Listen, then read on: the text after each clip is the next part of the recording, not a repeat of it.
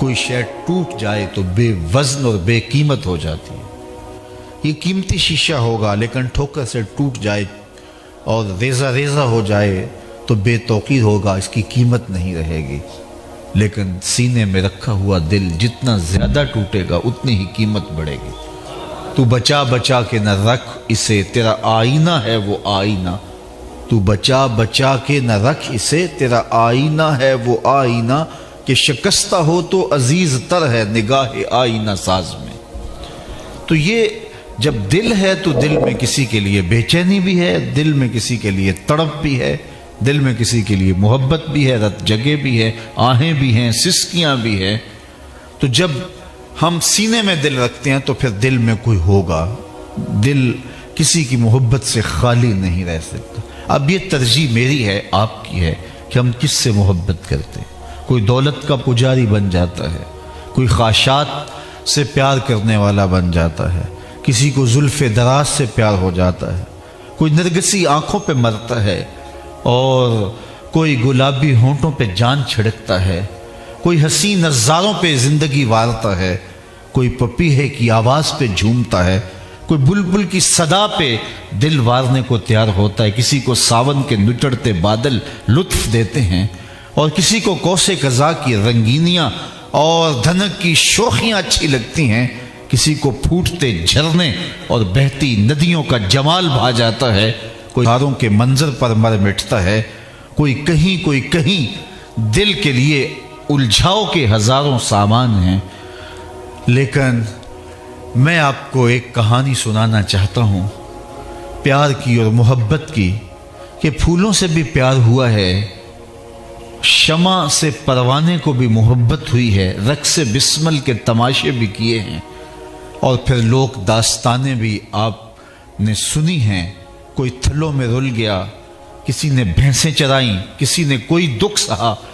تو پیار تو لوگوں نے کیے اور محبتوں کی کہانیاں بھی بنی، موضوع سخن بھی ہوا، لوک داستانیں بھی لکھی گئیں۔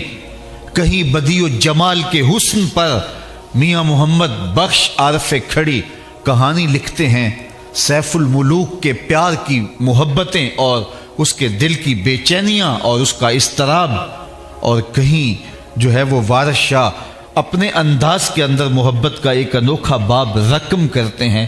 زمانے میں لوک داستانیں بھی پیار کی ہیں اور محبت و عشق کی انوکھی اور البیلی کہانیاں بھی سننے کو ملتی ہیں، لیکن ان ساری کہانیوں کا نتیجہ کیا ہے؟ تڑپ، بے چینی، اضطراب، اور بہت ساری محبتیں تو آخر شکوے میں تبدیل ہو گئیں، ساری زندگی برباد ہو گئی۔ غالب نے کہا تھا عشق نے غالب نکما کر دیا، ورنہ ہم بھی آدمی تھے کام کے۔ وہ کیسا عشق تھا جس نے رول دیا، شہزادہ تھا، نام کیس تھا، لیکن دنیا مجنوں پکارتی ہے، نام بھول گیا، دنیا کو تشخص یاد نہ رہا، تیری محفل میں آ کے بدنام ہوئے، نگاہ زمانہ میں بے نام ہوئے، تو نے وعدہ کیا تھا بچھڑیں گے نہ ہم، تیرے ہی ہاتھوں سے نیلام ہوئے۔